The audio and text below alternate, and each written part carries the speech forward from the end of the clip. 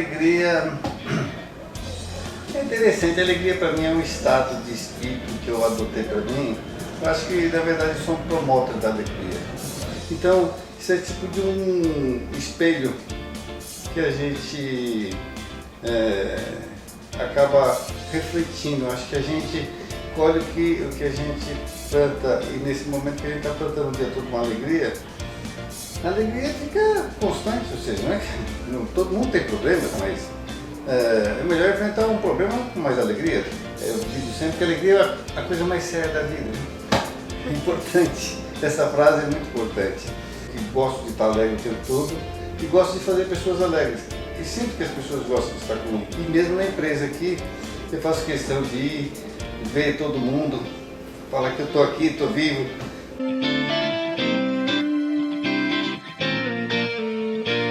A cor azul para mim sempre foi uma cor que eu sou apaixonado por ela desde a infância, desde quando eu tomo por gente. Para mim o azul é sempre muito bonito. Então em qualquer coisa o azul é lindo. E quando começou o ano eu falei assim, esse ano vai ser o azul do agora. Por que o azul do agora? Porque não é aquele negócio de pensar assim, quando eu me formar eu vou poder fazer isso. Quando eu me aposentar, eu vou poder fazer isso. Colocando sempre um quando na frente.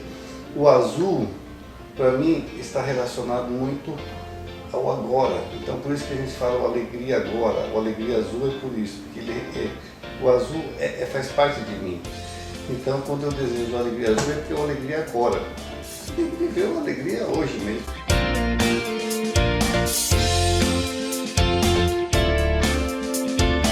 Bem, como eu já falei, o porquê do meu mantra da alegria, que me persegue desde sempre, e porquê do Alegria Azul. Agora nós vamos entrar com esse projeto do Serrinhas aí, que é o Alegria. Isso é para mim também conhecer qual é a alegria de vocês. Todos nós temos essa alegria, então é importante que todos se soltem, ou seja, faça do melhor, ou seja, busque dentro de vocês o que é a alegria de cada um de vocês, tentem retratar isso, porque através de retratar a arte, ou seja, é uma cultura, e a cultura, sem a cultura nós não somos ninguém, nós só sabemos quem somos nós, porque existe a cultura.